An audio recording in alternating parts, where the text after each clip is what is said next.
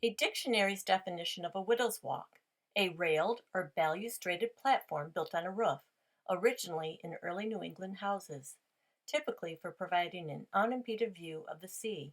From Wikipedia, a railed rooftop platform, often having an inner cupola or turret, frequently found on 19th century North American coastal houses. The name is said to come from the wives of mariners who would watch for their spouse's return, often in vain, as the ocean took their lives, leaving the women widows. In other coastal communities, the platforms were called captains' walks, as they topped the homes of the more successful captains. Supposedly, ship owners and captains would use them to search the horizon for ships due in port. However, there is little or no evidence that widows' walks were intended or regularly used to observe shipping. Widows' walks are in fact a standard decorative feature of Italianate architecture, which was very popular during the height of the Age of Sail in many North American coastal communities.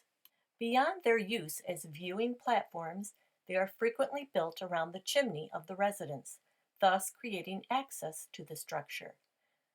This allows the residents of the home to pour sand down burning chimneys in the event of a chimney fire in the hope of preventing the house from burning down. From oldhouseonline.com. In an era obsessed with architectural detail and ornamentation, iron roof cresting was the topper, standing sentinel on a mansard roof or enclosing a widow's walk. Our house is not by the sea, it is in Waverly, New York, between the Chemung and the Susquehanna rivers, and neither can be seen from our rooftop. Our widow's walk is not a platform built onto or from the roof as those raised platforms are in the coastal areas. Our widow's walk is the actual top of the roof. So, if going by the definitions and origins of the term widow's walk, ours is not one. Previous owners handed down the term to each successive owner, and it stuck. Our house was rebuilt in 1873, and the cresting was put onto it in the spring of 1883. The iron cresting was cast by Francis and Hall's foundry in Waverly, New York. Since it has been handed down as being called a widow's walk, that is what we are calling it, knowing that it is actually the top roof area of the home which was built by design and that the iron cresting that was put on was for decorative purposes.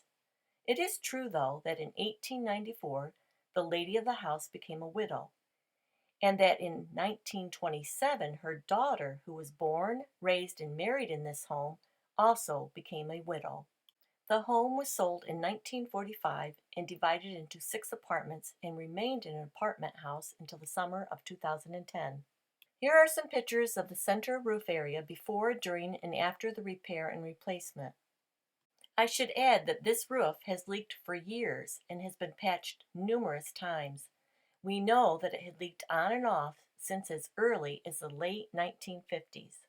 This whole section of cresting fell onto the slate roof and was just hanging there. What a job that was for Brad to get it back up to the Widow's Walk area. Extremely heavy.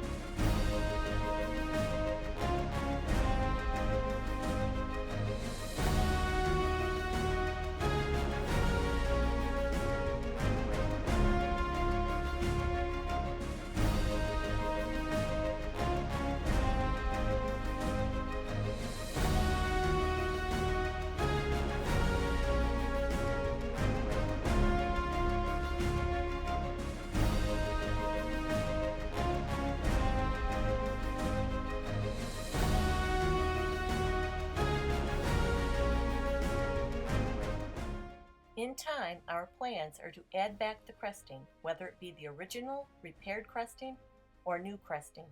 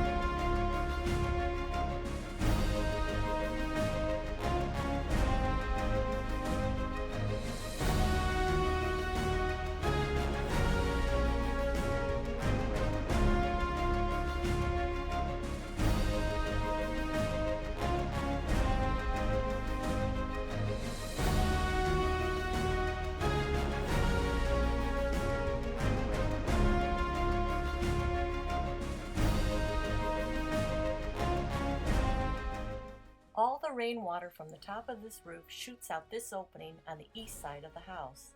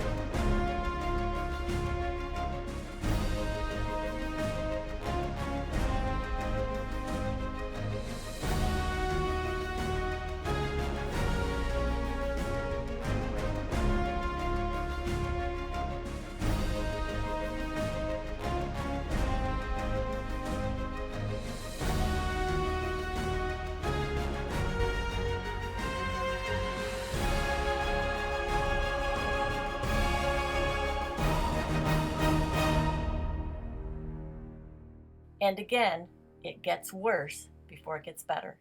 And to see what I mean, view all the videos on our playlist.